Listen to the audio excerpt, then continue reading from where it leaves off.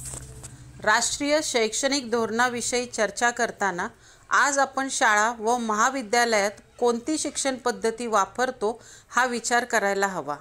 आधुनिक शिक्षणासोबतच भारतीय तत्त्वज्ञानाचा समावेश धोरणामध्ये आहे। शिक्षकांची यामध्ये महत्त्वाची भूमिका असणार आहे। राष्ट्रीय शैक्षणिक धोरण 2020 हे दूरदर्शी पाऊल आहे असे मत MIT WPUचे कुलगुरू डॉक्टर RM चिटणीस यांनी व्यक्त केले।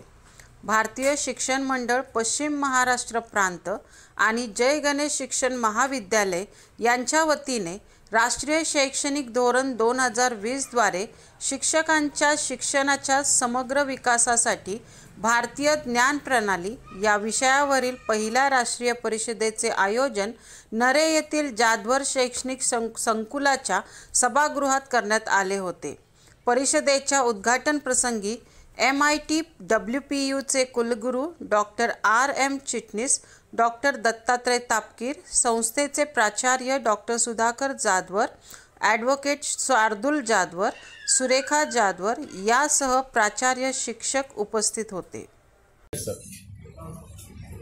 नॅशनल एज्युकेशन पॉलिसी 2020 यांनी इंडियन नॉलेज सिस्टीम याच्याबद्दल विस्तृतपणे लिहिलेलं आहे आणि भारतातील 55,000 कॉलेजेस जे ॲफिलेटेड आहेत वेगवेगळ्या युनिव्हर्सिटी आणि सुमारे 1100 युनिव्हर्सिटी यांना आता मॅन्डेटरी केलं आहे की मुलांना इंडियन एथॉस, इंडियन फिलॉसॉफी म्हणजे भारतीय संस्कृतीची आणि परंपरेची राखण करण्यासाठी आणि मुलांना त्यातून फायदा होण्यासाठी हे या पॉलिसीमध्ये NEP 2020मध्ये मॅन्डेटरी केलेलं आहे। मला आनंद आहे की डॉक्टर सुधाकरराव जाधवर यांच्या या भल्या मोठ्या शैक्षणिक प्रांगणामध्ये अशा पद्धतीची एक नॅशनल लेवल कॉन्फरन्स होत आहे। माझ्यातर्फे मी सगळ्यांना शुभेच्छा देतो। थँक्यू। नमस्कार, मी प्राध्यापक डॉक्टर दत्तात्रय तापकीर पुण्यातल्या SNDT शिक्षणशास्त्र महाविद्यालयातून सेवानिवृत्त झालेलो आहे।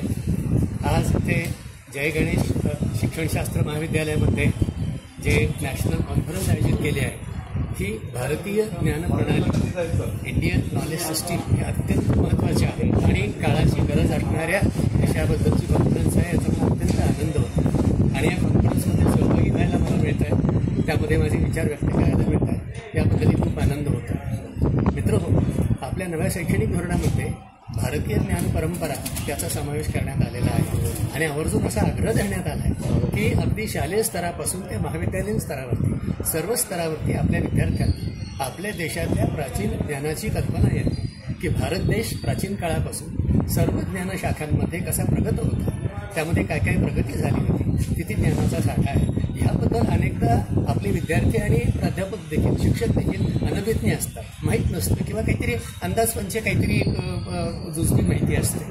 तर ही माहिती होण्यासाठी अशा तऱ्हेच्या कॉन्फरन्सेस, असे सेमिनार्स, अशी व्याख्यानं, अशा चर्चा आणि इव्हन अशावरती पुस्तकं निर्माण झाली पाहिजेत की ज्यातून आपल्या तरुण पिढीला हा ज्ञानाचा वारसा माहिती होईल।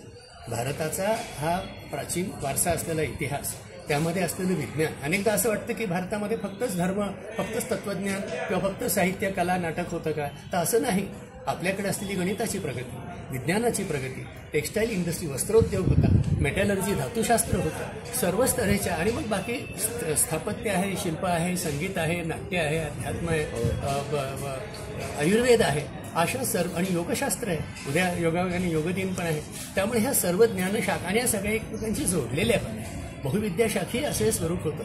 त्यामुळे आपल्या देशाचा राष्ट्र अभिमान वाटतो त्या ज्ञानाची परंपरा माहीत करून घेणं, हे ज्ञान कुठून कुठून मिळेल हे माहिती होणं आणि याबद्दल आपला नेहमीचा अभ्यास करताना सुद्धा आपल्या देशाची ही प्राचीन परंपरा ज्ञानाची ही माहीत व्हावी असा यामागचा हेतू आहे आणि त्यात पुन्हा ही जबाबदारी शिक्षकांची जास्त आहे। BEd कॉलेजमध्ये जे भावी शिक्षक आता होणार आहेत पुढे, त्या शिक्षकांना हे अधिक माहिती असायला हवं असं मला वाटतं आणि त्या दृष्टीने ही आजची कॉन्फरन्स अतिशय महत्त्वाची आहे। ही अत्यंत यशस्वी व्हावी, मलाही संधी मिळते, मी माझं मनोगत व्यक्त करीनच। याबद्दल मी परत एकदा संस्थेचे आभार मानून माझं मनोगत थांबवतो। धन्यवाद।